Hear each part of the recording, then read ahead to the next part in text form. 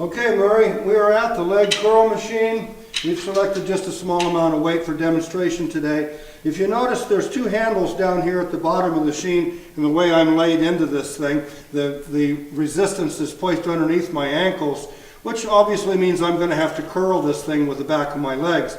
Notoriously, the leg hamstring or the leg bicep is a very weak muscle for most people. We don't use that muscle in the course of our daily activities, so it doesn't really get any conditioning. It's generally pretty weak. So it doesn't require a lot of weight to work it by that same token. So keep the weight manageable. I want to try to have you do 10 to 15, maybe as many as 20 repetitions on this thing.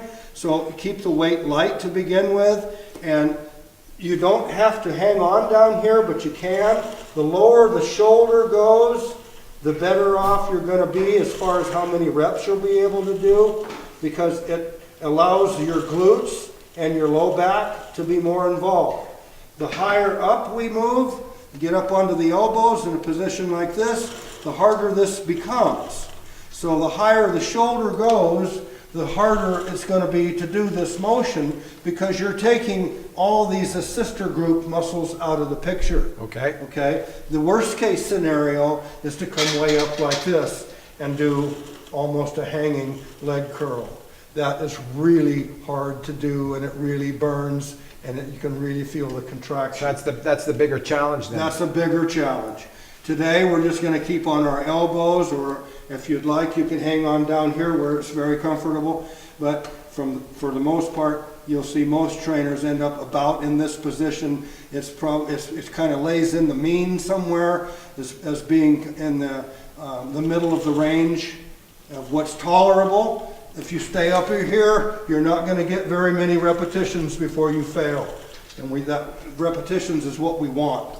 Okay, so this is the leg curl. Again, you can turn the toes in, work a different part of the leg, turn the toes out, work a different part of the back of the leg, or keep them straight. You will feel the difference as you're doing this exercise by moving your ankle back and forth. See the motion? Yeah, I don't know how many people know that tip there, Terry, to actually move the direction of your toes doing that leg curl.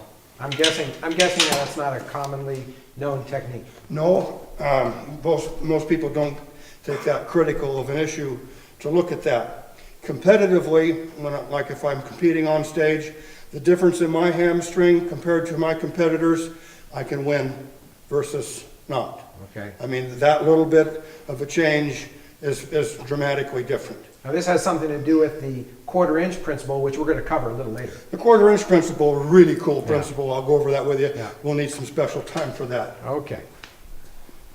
I'm just going to bring that back one. There we go. Okay.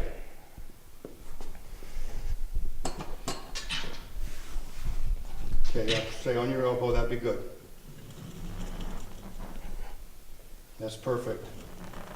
Feel it in the back of your leg, mind to muscle connection.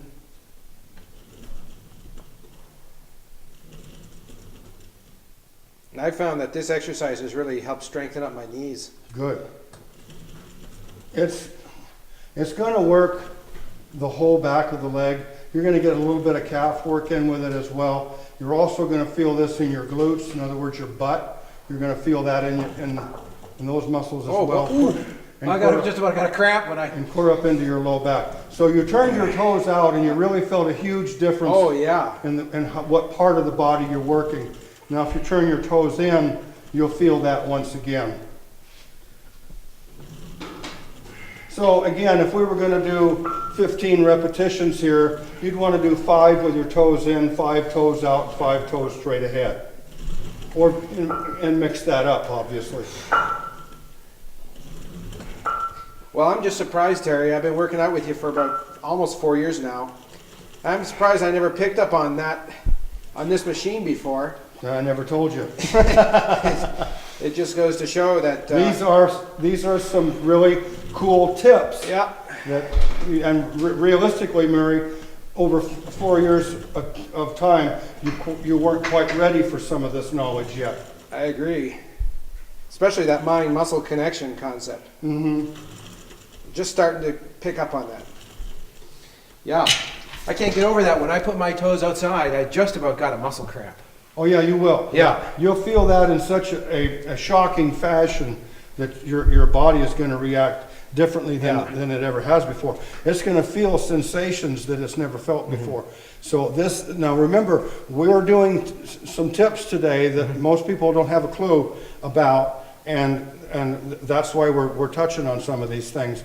These are really top level, high secret type stuff. But realistically, if a person just uses their thinker and understands that this is anatomy, it's a basic anatomy 101, and what we're doing is we're learning to go kinesthetically, in other words, the study of movement, is kinesiology. We're kinesthetically going through the different ranges of motion with the body, but we're applying resistance to that. That's where the weights come in. And that's where stimulating conditioning and those type of responses are going to create growth. Now what are we going to do to tie up and finish off the legs? Well, we've only done 2 exercises for legs. We haven't even talked about squats yet. I don't like to talk about squats to the general public because I don't believe in them, for one. If there was one example of an exercise that you can do in the gym to hurt yourself, it would be squats. Most people don't have a clue about how to go about them correctly, and we really don't have time for me to take the time to show a correct squat today. But I just want to caution the listening audience and the viewing audience that if somebody's teaching you to do squats, make darn certain that they know what they're doing.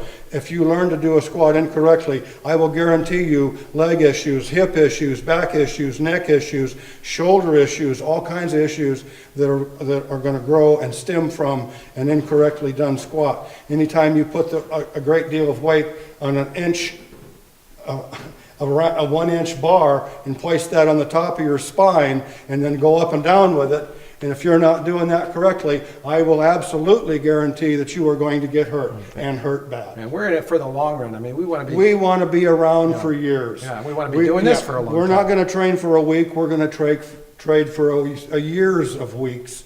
We want to have fun at this. It's a lifestyle. You've been training with me for 4 years now.